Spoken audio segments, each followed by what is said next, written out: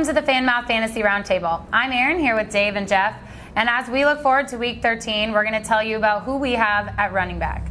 Jeff, who are you putting in your lineup this week? Well, I've got three guys that I consider to be very similar. Three pass catchers, three guys that I imagine their role will continue to increase. You know, they've been limited by being in split back situations, but I've got Shane Vereen against Houston, Danny Woodhead against Cincinnati, and Giovanni Bernard against San Diego. Like I said, all pass catchers, right? Vereen's dealing with Ridley, and he should see his role continue to increase. But even if it doesn't, he's getting 7-8 catches every single game. He is a guy that's not touchdown dependent at all. Actually, none of these guys are, which I absolutely love when it comes to fantasy football and PPR leagues. Guys that aren't touchdown dependent. If I've talked about Andre Brown a couple weeks ago, right? That's a guy that just consistently puts up points, and if he gets touchdowns, then that's just a bonus. You know, you're not paying. That's not factored into the price.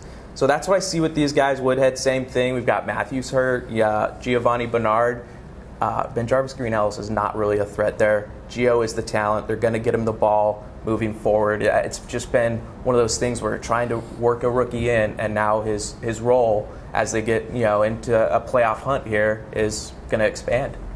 All three of your running backs are guys that I considered. I think I considered 10 running backs this week, and one of them is in my lineup, one of your three. The other two I strongly consider. So I like all three of them. You've convinced me over the year how important the pass-catching backs are in the fantasy game. Like you said, there's similarity of all three of those guys.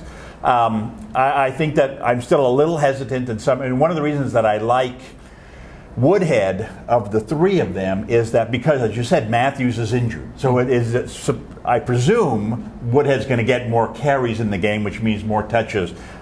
It is a concern of mine for Vereen. First off, he's up against a team that I believe has only allowed one passing touchdown to running backs all year. But secondly is in the Sunday night game where they took Ridley out, he was never seen again. They took Blount out, he was never seen again. And yet they still... Vereen still didn't get the carries. They gave the third stringer actually more carries than Vereen. So, and now they're talking about Ridley coming back and getting another chance. So, I don't know. Like I said, I like the backs, but that would be my biggest concern. Well, let me speak to the touchdowns, though. Vereen hasn't had a receiving touchdown all year, so that doesn't matter. That goes back to me talking about how you don't need him to get a touchdown to have a good game. So, I'm not worried about that. When it comes to Giovanni Bernard, we talked earlier about Andy Dalton and the passing game. Are you concerned that this is going to be a high-scoring, pass-heavy game and that maybe he won't see as much action? That'd be great for him. A couple games ago, he had 8 catches. So if he gets that again and it turns out to be a passing game where it's more of a shootout, then he's going to benefit more than anyone because he's going to be on the field more. They're not going to use Ben Jarvis Green Ellis in those situations. Who are your running backs this week? Well, as opposed to you, there was a lot of similarity in the three. My three guys are really different. I went right to the top with Adrian Peterson in a matchup against the Bears. The Bears' run defense has just completely fallen apart. And Peterson, who was supposed to have a groin injury last week, showed no signs of it, had a really good game against Green Bay. He's got a great matchup at running back. He was one guy who I had to have in my lineup. Second guy in my lineup is Woodhead. We've talked about him. As I said, one of the reasons I like him so much this week is the fact that I expect him to get 8, maybe 10 carries in the game. There's a stat where the more Woodhead has been used this year, the better his numbers have been. Well, that's kind of logical, right? But when he's gotten 18 touches or more, which I can project in this game, he's put up fantasy numbers in the 20s every time. So I like that matchup. My wild card is C.J. Spiller of Buffalo against Atlanta. Spiller is a guy who came into the season with very high expectations, has been a big disappointment, mainly through injuries, has been very unpredictable. But he did have 16 touches in their last game. He's coming off a bye. He should be fresh.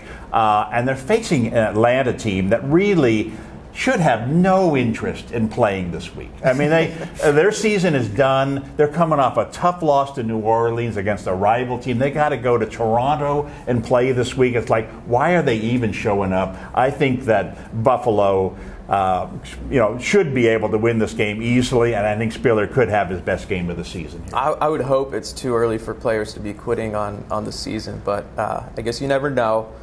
The thing with Spiller, looked at him too, thinking the same thing with the matchup, right? It is a very good matchup. I don't necessarily expect Atlanta to lie down, but the problem is when they are trying, that they're still not good. So, but then I looked at Fred Jackson. Fred Jackson's cheaper. He's averaging almost twice as many points. And I thought back to earlier in the season where I did take Spiller, and you said, well, why didn't you take Fred Jackson? And, now, like, the roles are reversed, and I'm going, wait a minute, why didn't you take Fred Jackson?